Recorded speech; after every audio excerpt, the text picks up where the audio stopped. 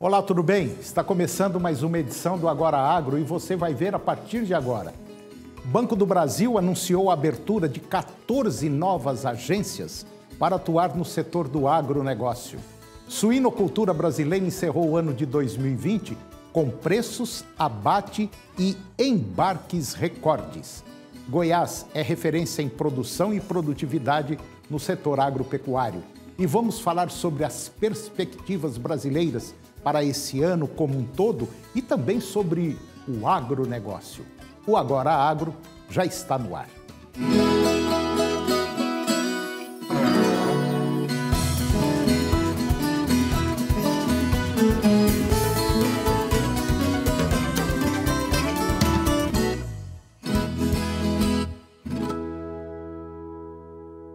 O Banco do Brasil anunciou a abertura de 14 novas agências para atuar no setor do agronegócio. Segundo a instituição, o segmento representa 26% da carteira de crédito total do banco e teve um crescimento de 4,2% nos últimos 12 meses, chegando a 190,5 bilhões de reais. O Banco do Brasil anunciou o pagamento de 103 bilhões de reais para o Plano Safra 2020-2021, valor 11% superior ao da safra anterior.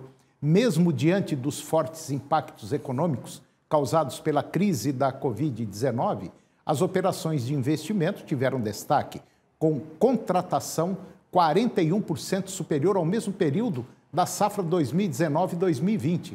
Enquanto as de custeio apresentaram um aumento de 15%. No setor do agronegócio, o Banco do Brasil vai intensificar a atuação em 243 municípios e 71 mil clientes contarão com atendimento especializado. A iniciativa faz parte de um conjunto de ações lançadas agora na semana passada para reforçar a competitividade e a eficiência operacional do Banco do Brasil, buscando a melhoria da experiência e satisfação do cliente. Apesar das dificuldades provocadas pela pandemia da Covid-19, a suinocultura brasileira encerrou o ano de 2020 com preços, abate e embarques recordes. Para este ano, 2021, a expectativa é de que, mesmo com o custo de produção elevado, o balanço positivo deve se repetir. De acordo com pesquisadores do CPEA, a demanda externa por carne suína deve continuar firme, sustentada pelas compras chinesas, ao passo que a procura interna deve ser favorecida pela possível retomada econômica. Os custos de produção, contudo, devem continuar sendo um grande gargalo ao setor em 2021. Isso porque os valores dos dois principais componentes da ração, milho e farelo de soja, devem se manter altos neste ano, tendo em vista as aquecidas demandas interna e externa por esses grãos. Esse cenário tende a pressionar por mais um ano o poder de compra dos suinocultores. Os dados foram divulgados agora na semana passada pelo Ministério da Economia e apontam que Goiás é tido como referência em produção e produtividade. O agronegócio goiano ele foi responsável por 78% das exportações do estado agora no ano passado. De janeiro a dezembro, o setor somou quase 6,3 bilhões de dólares. Dos 8 bilhões que foram negociados. O maior destaque é o complexo soja, responsável por quase 52% das exportações do agro. Em Goiás, no ano passado, somando 3,2 bilhões de dólares. A carne bovina também registrou números expressivos, com 1 bilhão e 200 milhões de dólares, o que representa quase 20% de tudo que foi exportado pelo agro no ano passado. O milho teve 10,3% de crescimento, a carne de frango 5,3% e o açúcar 5,2%. Esses produtos completam a lista dos principais produtos exportados pelo agronegócio goiano.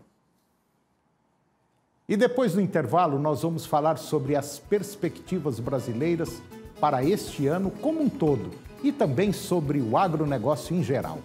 Nós voltamos já, é um minuto só.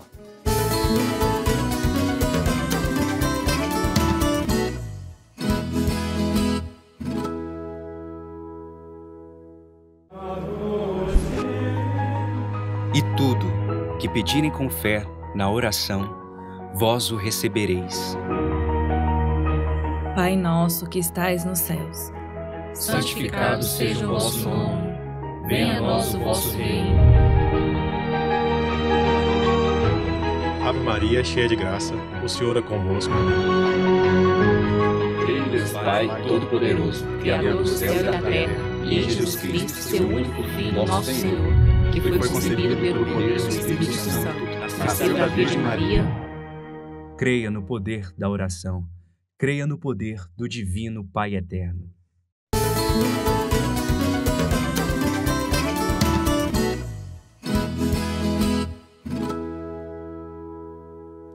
Eu vou conversar agora com Alcido Helenor Vander. O Alcido ele é pesquisador da Embrapa Arroz e Feijão e nós vamos falar sobre as perspectivas brasileiras para esse ano como um todo e também para o agronegócio. Doutor Alcido Helenor Vander, mais uma vez, muito obrigado pela sua presença aqui no nosso programa e eu tenho certeza que nós vamos falar um tema muito interessante. Tudo bem? Tudo excelente, Antônio. Muito obrigado pelo convite. Isso, é um prazer, você sabe disso, Alcido. Você aqui tem, as portas aqui estão escancaradas, não só para você, mas para todos aí da Embrapa, ok? É um prazer enorme. Doutor Alcido Helenor Vander, o agronegócio já vem há muito tempo dando sinais de que é a mola mestra, é a locomotiva, é o esteio que segura a economia desse país. E hoje, se nós estamos como estamos, graças ao agro, porque se não fosse o agro, a situação seria, assim, calamitosa. É isso mesmo? Com certeza. Nós temos observado ao longo dos anos uma participação muito forte dos produtos agro, né, das cadeias de valor que perpassam, que são do agronegócio, fundamentais na produção e no suprimento de alimentos e geração de divisas, né? Nós temos um volume expressivo sendo exportado e isso gera reservas cambiais para o país, com as quais a gente pode, então, o país pode importar outros produtos ou serviços. Então, em um ano, por exemplo, como foi 2020, um ano de pandemia, onde nós, mais do que nunca, percebeu-se que o agronegócio é fundamental. Se nós não tivéssemos agronegócio funcionando perfeitamente, nós teríamos tido um problema muito maior do ponto de vista de abastecimento de alimentos, um problema de segurança alimentar. E, graças a Deus, esse problema não aconteceu graças ao agro, que seguiu operando forte, teve restrições em algumas situações, mas ele seguiu o seu caminho, cumpriu o seu papel, suprindo alimentos de qualidade a preços que as pessoas, preços de mercado, né, mas que as pessoas pudessem pagar, e ainda assim também suprindo para outros mercados que demandam dos nossos produtos também. Doutor Alcido, se nós pararmos para pensar direitinho, a gente que trabalha no agro, já está há muito tempo nessa área, se a gente parar e observar mesmo, de maneira geral, mesmo com os preços atuais, a maioria, mas a maioria sim, grande mesmo, do pessoal do agro paga para produzir, né? Se a gente parar para olhar assim no tete a tete, pôr na ponta do lápis, tem muita gente ainda pagando para produzir aqui no agro e a maioria da população não sabe disso, né? Sim, nós temos que considerar que nós temos... quando nós falamos de agronegócio, pelo menos a parte agrícola do agronegócio, que acontece nas fazendas, nós estamos falando de atividades que têm algumas características que outros setores muitas vezes não conhecem, né? Então, o fato de a gente ter um volume muito grande de capital investido para se gerar uma certa quantidade de produção, nós temos que investir, os produtores rurais têm que investir um enorme montante de recursos. Então, o que o pessoal chama de popularmente de capital empatado, né? O volume de recursos imobilizados na produção, ele é muito grande comparado com outros setores da economia. Então, para isso, então, nós estamos falando de um custo elevado, nós temos depreciação, nós temos capital que está lá imobilizado, nós temos os juros que são pagos pelo crédito que é tomado e tudo mais, os insumos que têm subido muito de preço, parte dos insumos são importados. Então, nós temos uma situação que não é só olhar faturamento. Faturamento não diz nada. Nós temos uma margem de lucro dentro da produção dos produtos agro, em geral, muito pequena. Então, verdade. Isso, em geral, a sociedade mais urbana, ou que não tem essa conexão, não percebe ou não tem essa noção. Então, nós temos uma atividade que ela é fundamental, é ela que coloca a comida na mesa das pessoas, da sociedade em geral, e diversos outros produtos, né? Ao longo do tempo foram surgindo outros produtos que o agro também fornece, e é uma atividade que ela é essencial, nós não podemos, nossa sociedade, nossa civilização não vive sem essa atividade produtiva, e ela não é uma atividade que remunera tanto assim os seus atores envolvidos na produção. Por isso que também a necessidade, muitas vezes, aquelas cadeias de valor que são, quando nós estivermos falando de commodities, a necessidade do pessoal poder trabalhar com escala de produção, porque a margem é muito pequena. Custo elevado, margem de lucro pequena, significa que para obter renda tem que se trabalhar com escala maior.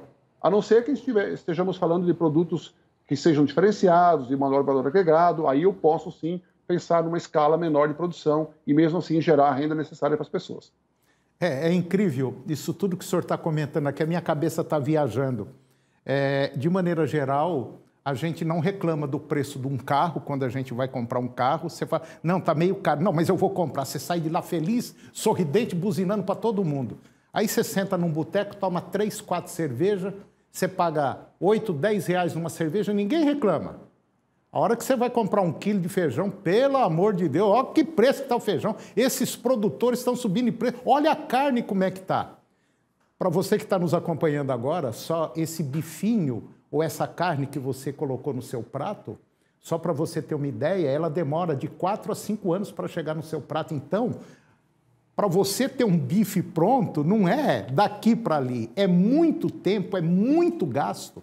Sabe? Então, o agro precisava ser melhor entendido pelas pessoas para a gente ter o valor que, basicamente, a gente merece. E, por outro lado, nós temos os setores de pesquisas, por exemplo, a Embrapa, instituições estaduais que trabalham em parceria com a Embrapa, como no caso do Dr. Alcido, que trabalha, talvez, na maior empresa do país, do mundo, em pesquisa, na área tropical, vamos dizer assim, do mundo, que é a Embrapa, e hoje o Brasil está do que está também graças aos trabalhos de desenvolvimento da Embrapa, porque a Embrapa prestou um serviço e presta ainda um serviço que não tem preço, não tem preço que pague. Não é mais ou menos por aí, doutor Alcido? Sim, o trabalho feito pelos pesquisadores, seja no âmbito da Embrapa, seja das instituições estaduais de pesquisa, nas universidades. Mais recentemente também está sendo feito parte do trabalho por empresas privadas. Esse trabalho é fundamental para que a gente consiga melhorar cada vez mais a nossa tecnologia de produção. Melhorar a tecnologia de produção significa dizer o quê? Conseguimos melhorar a qualidade do que produzimos, conseguimos aumentar a eficiência do processo produtivo e, com isso, os custos de produção por quilo de alimento produzido poder ser menor. Nós estamos agora, sim, numa pandemia com preços por quilo para vários alimentos um pouco acima daquilo que o pessoal estava acostumado, mas nós não podemos esquecer que nos últimos 40 anos o preço desses alimentos caiu pela metade. É verdade. O preço de 1 quilo desses alimentos caiu pela metade. Graças a quê? Graças à melhoria do processo produtivo. Verdade. Foi possível graças ao conhecimento tecnológico, novas tecnologias que permitiu isso. É verdade. Então, hoje, no meio de uma pandemia, sim, os preços estão mais elevados, porque existe uma procura adicional. No caso dos suínos, por exemplo, nós temos aquela situação que a China vai demorar um pouco para recompor o seu rebanho, sua produção. Ela vai ter que importar. E outros produtos também. Então, carne bovina estamos exportando bastante, estamos exportando grãos numa quantidade maior, exportamos em 2020 arroz em uma proporção que nós não estávamos acostumados a exportar, e isso fez com que o preço aumentasse, porque nosso mercado interno ele não é desconectado do mercado externo. Doutor Alcido, 2021, na visão do senhor, como é que o senhor acha que vai? O que vai acontecer? Tem uma ideia? Tem uma luz no fim do túnel? O brasileiro pode continuar acreditando no país que a coisa vai fluir? Porque está uma incógnita muito grande até agora. O que o senhor acha? Bom, tem gente que fala que nós ainda estamos esperando 2021 começar, porque associam pandemia com 2020, mas na verdade a pandemia ela não acabou 31/12, nós estamos vendo aí as notícias tristes que estão vindo a cada dia. A pandemia segue e obviamente que existe uma expectativa de que a gente consiga superar a parte mais complicada da pandemia em 2021, e tem uma associação aí com o processo de início de vacinação e tudo mais. Então, existe uma expectativa também da economia como um todo de que a gente consiga passar por uma nova fase, por um novo momento, deixar para trás essa fase mais complicada da pandemia. Então, existe uma expectativa da economia como um todo, de a gente ter uma situação de ter uma aprovação de algumas reformas que são importantes para o Brasil. Estamos vendo aí recentemente as notícias de empresas falando que vão deixar o país, vão parar não vão mais produzir no Brasil e tudo mais. Então, o que acontece? O que está sendo colocado? O que mais onera o custo do Brasil de produção? Então, aspectos tributários são fundamentais, mas a nível de governo, para o equilíbrio fiscal, é fundamental também a reforma administrativa e várias outras que virão por aí que são necessárias para que a gente possa se ajustar para esse novo momento. Então, existe uma expectativa, sim, a economia precisa retomar, e a economia ela vai retomar, talvez não no ritmo como muitos gostariam que fosse, mas ela vai sim, ela já está retomando em várias atividades. O processo de digitalização, né, mais e mais, o 4.0 está no agro, está na indústria, está nos serviços, em todo lado nós temos um processo de digitalização das coisas. Então, a economia caminha a passos largos para a digitalização, ela já está, isso foi forçado, até acelerado pela pandemia, e no agro não é diferente. Então, nos vários produtos aí que passam pela produção agropecuária, nós temos expectativas bastante positivas para o ano de 2021. Agora, nós temos que estar muito atentos numa questão que, inclusive, estamos vivenciando nesses dias, né? E tem, nós somos um grande, de certa forma, telhado de vidro de produção. Então, as disputas comerciais, elas estão aí, elas não são novas, elas vão, digamos, criar dificuldade para a gente. Então, nós temos que nos preparar muito bem. Disputas comerciais usando o manto ambiental. Porque o Brasil não está fazendo tal coisa direitinho. Nós fazemos muita coisa muito bem feita. Agora, nós temos que ter um cuidado para demonstrar. Nós fazemos bem feito. Temos que demonstrar isso de forma confiável, né? com rastreabilidade. Olha que nós estamos fazendo o negócio direitinho, conforme as regras, podemos provar isso, e nós temos que, então, que demonstrar para que a gente possa lidar melhor com as dificuldades que nos colocam, já nos colocaram e certamente vão continuar colocando para a gente. Pancada pode ter certeza que vai vir todos os dias, entendeu? Só que a gente tem que estar preparado. E queira ou não, se não tiver preparado, vai dançar, infelizmente. Isso é na vida do país, é na vida de qualquer pessoa. Nós temos que estar preparados para basicamente quase tudo na vida. Doutor Alcido Helenor Vander, pesquisador da Embrapa, muitíssimo obrigado pela sua presença e eu quero tê-lo mais vezes aqui no nosso programa. É muito enriquecedor conversar com o senhor. Muito obrigado. Eu que agradeço, sempre à disposição, Antônio. Falou, meu irmão. Um abraço, obrigado, doutor. Falou. Muito obrigado. O programa de hoje chegou ao fim e eu termino com a seguinte frase: julgue um homem por suas perguntas e não por suas respostas. Um grande abraço, muito obrigado pela sua companhia. Que o Divino Pai Eterno nos abençoe. E até o próximo programa.